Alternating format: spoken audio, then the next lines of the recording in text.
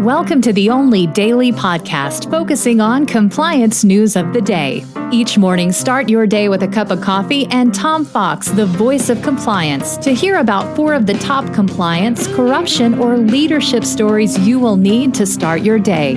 The Daily Compliance News is a production of the Compliance Podcast Network.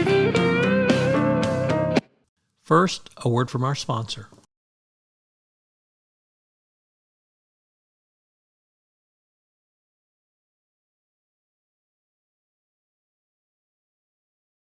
The Daily Compliance News for March 2, 2023, the All Wall Street Journal edition.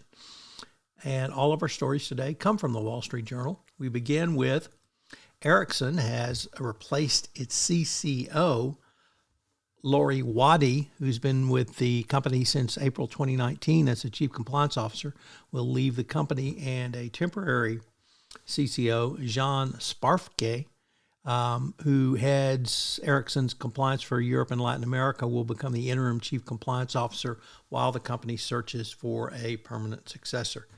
It's unknown if Ms. Waddy has resigned to pursue other opportunities, whether she's had enough and wants to move on, or some other reason.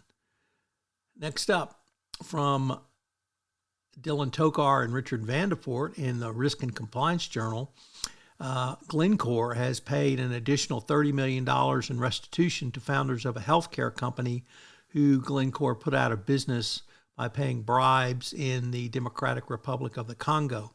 The restitution order adds to the growing pile of penalties Glencore has paid around its massive bribery and corruption scandal. The company now plans, or expects rather, to pay as much as $1.5 billion in total penalties.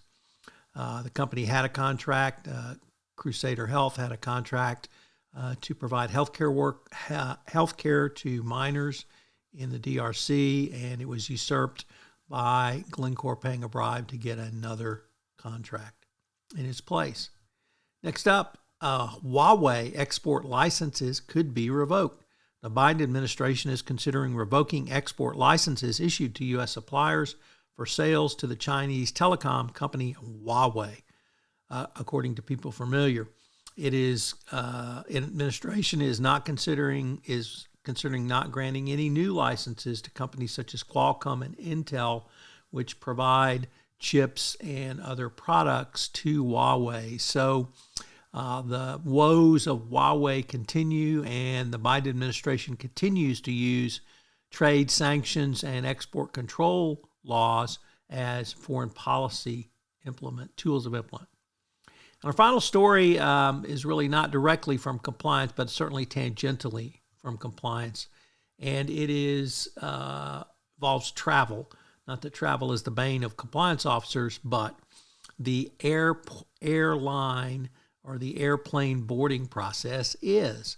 And Southwest Airlines is trying to figure out a way to make this terrible process less painful. So you go Southwest.